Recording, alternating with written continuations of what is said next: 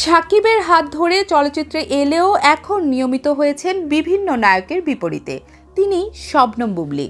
মাঝে অবশ্য সাকিবের সঙ্গে জড়িয়েছেন প্রেম বিয়েতে, দুজনের সন্তানও এসেছে পৃথিবীতে। তার সঙ্গে অবশ্য সাকিব খানের আগের স্ত্রী অপু বিশ্বাসের দ্বন্দ্ব পুরনো। দুজনেই একে অপরকে নিয়ে নানা ধরনের ইঙ্গিতপূর্ণ কথা বলেন গণমাধ্যম ও সামাজিক যোগাযোগ মাধ্যমে।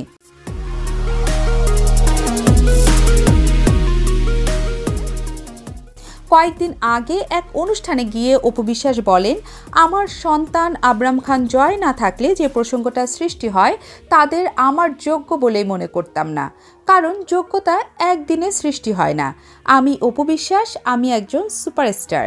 এই ইন্ডাস্ট্রিতে আমার 17 বছর চলছে, তাই তাকে আমার যোগ্য বলেই মনে করতাম না।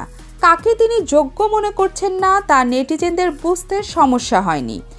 বুবলির নাম না উল্লেখ করে এবারও ইঙ্গিতপূর্ণ কথা বলেছেন অপু।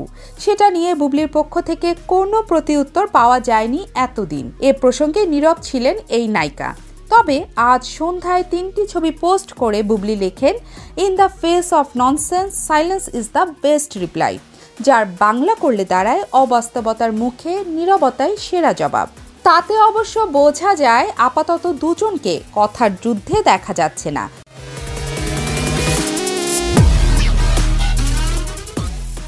প্রসঙ্গত 2008 সালের 18 এপ্রিল গোপনে বিয়ে করেন সাকিব খান ও অপু বিশ্বাস।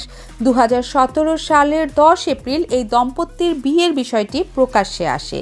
2018 সালের 12 মার্চ বিবাহ বিচ্ছেদের মাধ্যমে দাম্পত্য জীবনের ইতি টানেন তারা।